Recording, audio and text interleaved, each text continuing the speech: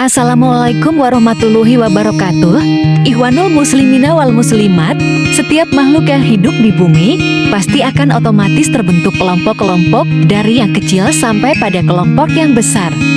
Akan tetapi khususnya manusia diberi nafsu atau syahwat oleh Allah, yang mana syahwat tersebut adalah sebagai cobaan atau ujian, maka diterapkannya aturan-aturan hukum sebagai pedoman dan petunjuk dari Allah melalui wahyu di bawah malaikat Jibril untuk diturunkan kepada Nabi Muhammad Shallallahu Alaihi Wasallam selaku sebagai Rasulnya.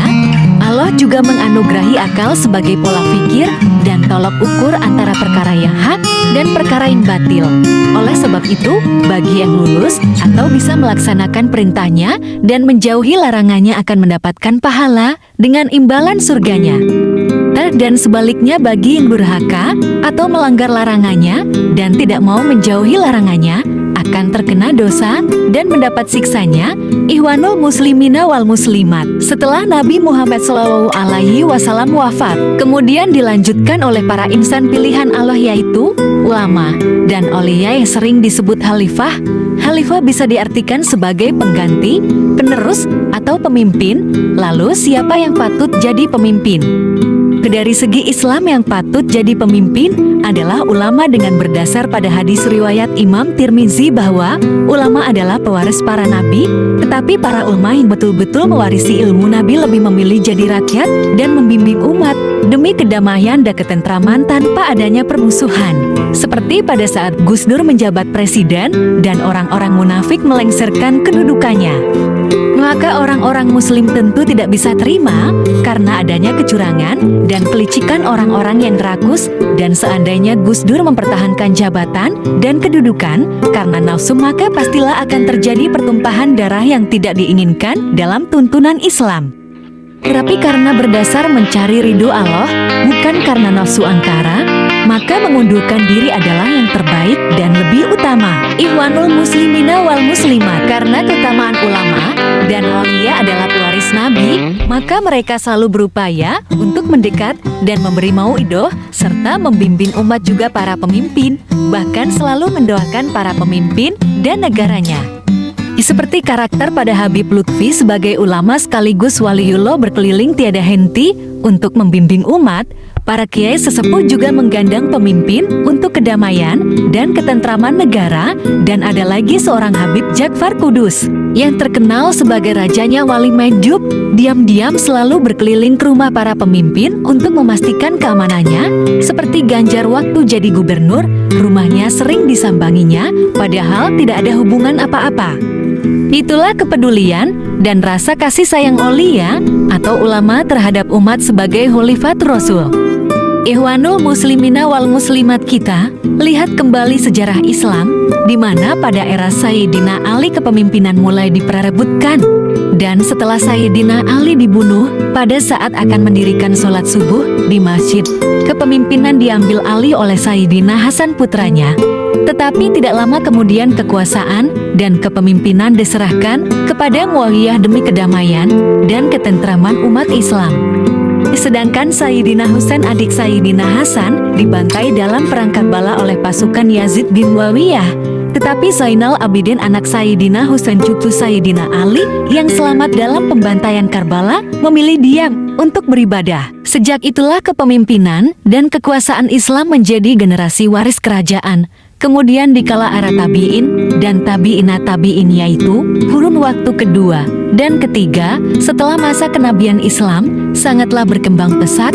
Tetapi setelah era tabi'in dan tabi'i tabi'in berakhir, Islam menjadi porak-poranda dengan adanya perang salib yang dipelopori oleh Paus Urbanus Al tahun 1905 di Clermont, Prancis, yang akhirnya menyerang kota Baghdad yang menjadi pusat gudangnya ilmu.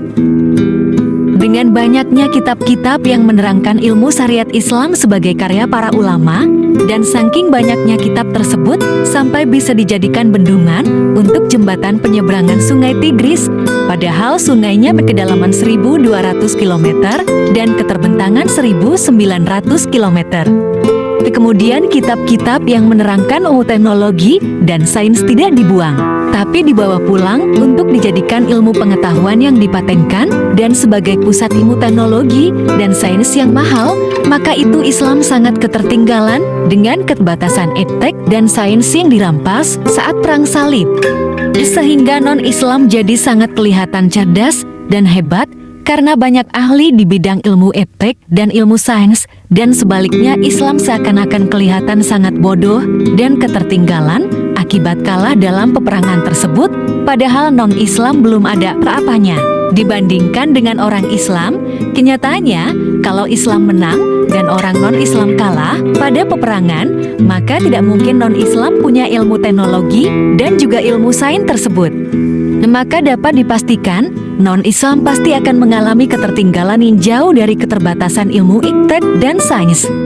Ikhwanul muslimina wal muslimat, tetapi karena Allah menghendaki keadaan yang sedemikian itu, maka pasti ada hikmah sebagai pembelajaran dalam dunia Islam yang akan datang. Sehingga peperangan terhadap Islam mengakibatkan syariat Islam menjadi tidak murni atas pedoman dan petunjuk Nabi. Walaupun kemudian akhirnya Islam berkembang pesat lagi seperti zaman tabi'in, namun akidah dan akhlak yang menjadi tuntunan Rasulullah sudah melenceng jauh disebabkan terbaurnya aliran Khawarij yang berasal dari Nasrani Yahudi yang masuk Islam dikala Rasulullah masih hidup dan kemudian murtad dikala Nabi Muhammad wafat hingga sekarang. Karena seperti apa yang disabdakan Nabi Muhammad SAW bahwa umat Islam akan terpecah menjadi 73 golongan, tetapi yang selamat cuma satu. Maka dari itu, berhati-hatilah jangan sampai gampang terpengaruh oleh opini-opini yang berdasar pada Quran hadis yang tidak merujuk pada yang menyebabkan salah arti dan salah faham. Ikhwanul muslimina wal muslimat, maka dari itu sebagai muslim yang bijak harus bisa menyikapi suatu keadaan dan membuat keputusan yang bernilai bagi orang banyak, apalagi dalam urusan masyarakat dan negara yang begitu rumit memerlukan ketelitian dan kejelian. Maka dari itu harus pintar-pintar memilih pemimpin yang mumpuni dan mempunyai kriteria yang sesuai dengan tuntunan Rasulullah demi kesejahteraan dan kemakmuran rakyatnya. Kami sebagai manusia yang awam hanya percaya dan mengarah pada sesepuh yang dijadikan sebagai kiblatnya orang-orang soleh, yaitu ulama waliullah yang menjadi pilihan Allah. Beliau adalah wali kutubnya Indonesia yang juga wali kutubnya dunia yang berdomisili di Pekalongan. Ikhwanul muslimina wal muslimat, adapun kriteria yang harus dimiliki oleh pemimpin berdasar pada hadis sangatlah banyak. Akan tetapi setidaknya minimal 10 kriteria harus dimiliki oleh pemimpin. Yang pertama yaitu Islam. Pemimpin yang Islam harus memprioritaskan urusan tentang syariat Islam karena umat Islam harus terlindungi agamanya. Karena hanya orang muslimlah yang mau menyembah Allah, yang juga tidak mengesampingkan orang non-muslim. Dalam sabdanya Rasulullah menyuruh bahwa setiap pemimpin yang menangani urusan kaum muslim dan tidak berusaha dengan semaksimal mungkin untuk mengurusi mereka dan memberi arahan kepada mereka, maka dia tidak akan masuk surga bersama kaum muslim itu. Dan pada hadis lain yang diriwayatkan Imam Ahmad bin Hambal, Rasulullah bersabda, agamanya tidaklah akan dianggap sempurna bagi orang yang tidak menepati janjinya. Kemudian kriteria yang kedua adalah beriman. Pemimpin yang beriman diharapkan bisa bertanggung jawab dalam menjaga amanahnya. Seperti pada hadis riwayat Imam Hambali, Rasulullah bersabda, tidaklah akan dianggap sempurna iman seseorang yang tidak bisa menjaga amanahnya. Orang yang tidak punya iman juga tidak boleh dijadikan sebagai pemimpin, wali nikah, ataupun kekasih. Sebagaimana firman Allah, janganlah orang-orang mukmin menjadikan orang-orang kafir sebagai pemimpin dengan mengabaikan orang-orang mukmin yang lainnya. Barang siapa berbuat demikian maka tidak akan memperoleh apapun dari Allah kecuali karena siasat atau menjaga diri dari sesuatu yang kamu takuti dari mereka, dan Allah memperingatkan kamu akan diri siksanya. Dan hanya kepada Allah lah kalian akan dikembalikan. Yang ketiga dari kriteria yang harus dimiliki adalah amanah, yaitu pemimpin yang selalu mengedepankan rasa tanggung jawab sebagai pelayan rakyat. Pemimpin yang amanah pasti akan berbuat jujur dan tidak mau melakukan penipuan atau kecurangan apapun dengan berdasar pada pedoman tuntunan Rasulullah, seperti apa yang ada pada hadis riwayat Imam Bukhari bahwa Abu Yakla atau Makil bin Jasar berkata, bahwa Rasulullah bersabda tidak ada yang diamanati oleh Allah memimpin rakyatnya, kemudian akan mati masih menipu atau curang terhadap rakyatnya, melainkan Allah mengharamkan surga baginya. Berarti orang, kalau sudah diharamkan masuk surga tempatnya adalah neraka, kalau tempat di neraka maka tiada guna di atas dunia. Selanjutnya kriteria yang keempat adalah adil. Pemimpin yang adil akan membuat rakyat jadi sejahtera sebagaimana yang dinyatakan oleh Sayyidina Abu Bakar Siddiq, bahwa rakyat akan sejahtera apabila dipimpin oleh pemimpin yang adil. Sebaliknya pemimpin yang tidak adil tidak akan membuat rakyat jadi sejahtera. Dan saking sulitnya berbuat adil sampai banyak hadis yang menerangkan bahwa pemimpin yang adil jaminannya adalah surga, tetapi apabila tidak bisa berbuat adil ancamannya juga neraka, maka hati-hatilah. Lalu kriteria yang kelima adalah pemimpin yang dicintai dan mencintai. Sungguh alangkah indahnya jikalau pemimpin dan rakyatnya saling mencintai seperti hadis yang diriwayatkan oleh Imam Muslim bahwa Nabi Muhammad bersabda sebaik-baik pemimpin bagi kalian adalah orang-orang yang kalian cintai dan mereka juga mencintai kalian. Kalian mendoakan mereka. Mereka pun juga mendoakan kalian. Dan seburuk-buruk pemimpin adalah orang-orang yang kalian benci, mereka pun juga membenci kalian. Dan kalian bakalan akan melaknati mereka, mereka juga melaknati kalian. Maka itu, apabila sudah saling melaknat antara pemimpin dan rakyat pastilah akan terjadi kekacauan seperti yang pernah ada yaitu zaman Orde Baru. Kemudian kriteria yang keenam adalah pemimpin yang ahli, yaitu ahli dalam hal memegang urusan agama, juga ahli dalam segala bidang, khususnya ahli urusan agama Islam. Jikalau dipimpin yang bukan ahlinya sangatlah berbahaya, karena ada hadis yang diriwayatkan oleh Imam Bukhari, bahwa ketika ada seorang badui datang ke Rasulullah, lalu bertanya tentang kapan datangnya hari kiamat, maka Rasulullah menjawab, jikalau amanah sudah hilang, maka tunggulah kehancuran datangnya kiamat. Orang badui pun bertanya, bagaimana yang dimaksud hilangnya amanah? Lalu Rasulullah menjawab yaitu, ketika urusan agama diserahkan kepada yang bukan ahlinya, akan tetapi para ulama yang soleh terlebih-lebih para wali selalu mendampingi dan menasihati bahkan selalu mendoakannya maka insya Allah selamat. Kriteria yang ketujuh adalah pemimpin yang cerdas. Arti cerdas di sini yaitu ahli dalam segala bidang khususnya ahli dalam hal urusan agama Islam, sebagaimana sabda Rasulullah kepada Ka'ab bin Ujrah seraya berdoa, mudah-mudahan Allah melindungimu dari para pemimpin yang bodoh atau dungu.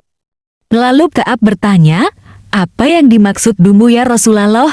Lalu Rasulullah menjawab yaitu, para pemimpin yang hidup setelah sepeninggalanku mereka tidak berpedoman pada petunjukku dan tidak pula mengikuti sunnah-sunnahku. Dan barang siapa yang membenarkan kedustaan mereka atau mendukung kesalimannya, maka bukanlah termasuk golonganku, karena aku bukanlah orang yang seperti itu, dan mereka tidak akan mendapatkan air minum dari telagaku. Hadis yang diriwayatkan Imam Bukhari. Kriteria yang kedelapan yaitu pemimpin yang lemah lembut dan mempermudah birokrasi. Istri Rasulullah yaitu Siti Aisyah radhiyallahu anha berkata, saya mendengar Rasulullah bersabda dengan berdoa, ya Allah, siapa saja yang menguasai suatu urusan dari umatku lalu mempersukar mereka, maka persukarlah baginya, dan siapa saja yang mempermudah urusan umatku dengan lemah lembut, maka permudahkanlah urusan baginya. Hadis riwayat Imam Muslim. Lalu kriteria pemimpin yang kesembilan adalah pemimpin yang memenuhi hak dari hajat kepentingan rakyat. Seperti pada hadis dari Abu Maryam al-Azdi berkata, kepada Muawiyah saya mendengar Rasulullah bersabda, siapa saja yang diserahi oleh Allah mengatur kepentingan kaum muslimin, lalu sembunyi dari hajat kepentingan mereka, maka Allah akan menolak kebutuhan dan hajat kepentingannya di hari kiamat.